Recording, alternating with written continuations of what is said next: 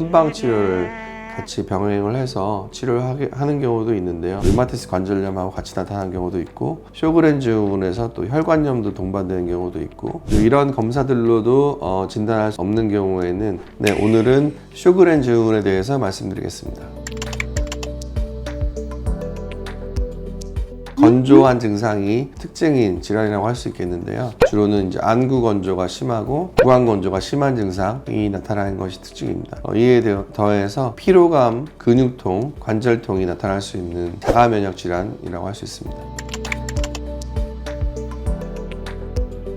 안구 건조가 이제 물론 심한 경우가 있지만, 안구 건조에 이제 구강 건조까지 심한 증상이 오랫동안 지속되는 경우에는 쇼그렌 증후군을 의심을 해볼 수 있겠습니다. 그리고 쇼그렌 증후군 같은 경우에는 분비샘에 침샘이나 눈물샘과 같은 분비샘에 만성염증이 생기는 것이 특징인데, 염증이 침샘에 생기면서 볼이 붓거나 볼에 통증이 생기는 경우가 있는데, 이런 경우에도 쇼그렌 증후군 의심을 해볼 수가 있겠습니다.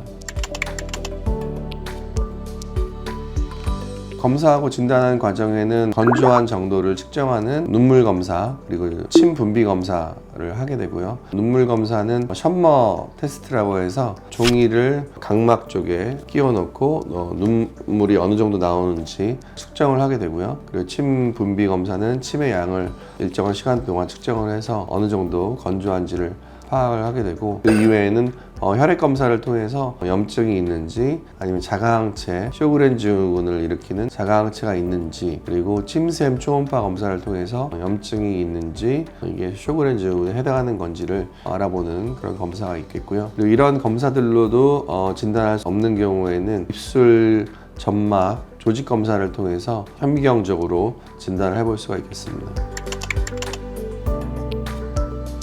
쇼그렌 증후군은 이제 증상은 심한데 치료 방법이 마땅치가 않은 류마티스 질환 중에 하나인데요. 사용할 수 있는 약물도 굉장히 제한적이고, 안구 건조 같은 경우에도 주로 이제 안약을 넣는다든지 하는 방법으로 치료를 하게 되고, 구강 건조 같은 경우에도 침 분비를 더 많이 하게 해주는 약이 있지만 그런 약이 듣지 않을 때도 있고, 구강 건조를 덜 느끼게 하는 겔 치료를 한다든지 그런 치료들이 있지만, 굉장히 만족할 만한 치료 결과를 내는 치료 방법은 그렇게 많지는 않습니다. 그래서 쇼그렌 증후군 같은 경우에는 한방 치료를 같이 병행을 해서 치료를 하는 경우도 있는데요. 이런 한방 치료를 병행을 하면 이런 건조 증상에 좀 더 도움을 줄 수가 있기 때문에 의학과 한의학 통합 치료를 통해서 쇼그렌 증후군을 치료하는 경우가 꽤 있습니다.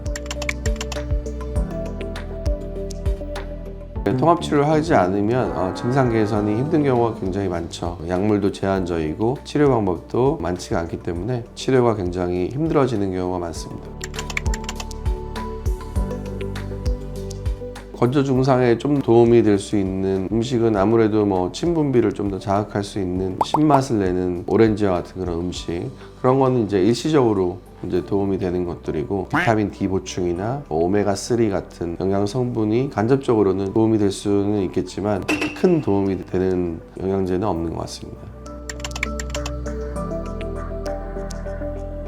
폐에 문제가 생기는 경우가 물론 있죠. 그런 건조 증상 자체로 생긴다기보다는 쇼그렌 증후군이 생길 때 폐에도 어떤 섬유성 변화가 있다든지 그런 문제들이 동반되는 경우가 있기 때문에 동반 질환이 없는지 살펴보는 것이 중요하겠고요. 쇼그렌 증후군이 단독으로 나타나는 경우도 있지만 류마티스 관절염하고 같이 나타나는 경우도 있고, 쇼그렌 증후군에서 또 혈관염도 동반되는 경우도 있고, 여러 가지 케이스들이 있기 때문에 이런 동반되어 있는 질환들을 잘 체크해서 치료하는 것이 중요합니다.